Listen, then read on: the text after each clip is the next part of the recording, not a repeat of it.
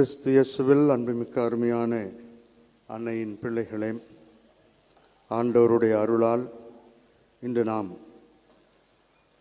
ஆண்டின் பொதுக்காலம் 5வது ஞாயிறில் வந்து சேர்ந்திருக்கிறோம்.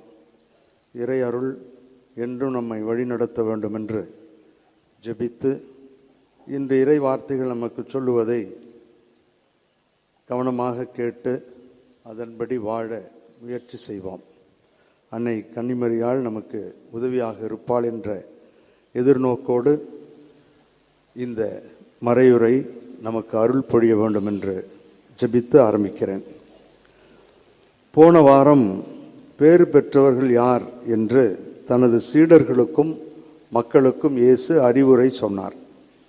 இந்த வாரம் குறிப்பாக தன்னுடைய சீடர்களுக்கு அவர் சீடத்துவம் என்றால் என்ன, அது எப்படி இருக்க வேண்டும் என்பதை 2 வழக்கத்திற்கு எளிதாக புரிந்து கொள்ளக்கூடிய உப்பு, ஒளி இவற்றை வைத்து தன்னுடைய சீடர்களுக்கும் அவரை சுற்றி இருந்த அனைவருக்கும் இந்த பாடத்தை இயேசு நடத்துகிறார்.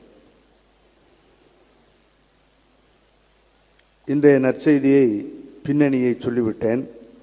பிறகு உப்பு என்றால் என்ன என்ற 2வது பகுதியும், ஒளி என்றால் என்ன என்பதை 3வது பகுதியும், உப்பும் ஒளியும் நம் வாழ்வில் எப்படி இருக்க வேண்டும் என்பதை 4வது பகுதியாக உங்களோடு பகிர்ந்து கொள்கிறேன்.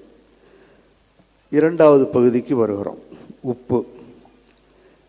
இயேசு ஏன் உப்பை, ஒளியை உதாரணமாக சொல்லுகிறார்?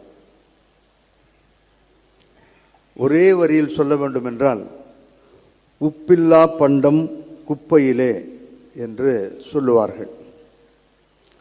வேறுபட்ட அல்லது மாறுபட்ட இடங்களில் உப்பு இருந்தாலும் தனது தன்மையை, குணத்தை அது ஒரு நாளும் இழப்பது இல்லை. கடையில் இருந்தாலும் சரி, மாளிகையில் இருந்தாலும் சரி, சாதாரண ஒரு ரூமில் இருந்தாலும் சரி, உப்பு தான், மாறவே மாறாது. பணக்கார வீட்டில் இருக்கங்கிறதுக்காக எதையும் அது பெரிதாக ஏற்றிக்கொள்வதில்லை. ஒரு ஏழையினுடைய குடிசையில் இருக்கிறேன் என்பதற்காக உப்பு தன் தன்மையிலிருந்து, குணத்திலிருந்து மாறுவதும் இல்லை. மாறுபடாத ஒன்று. உப்பு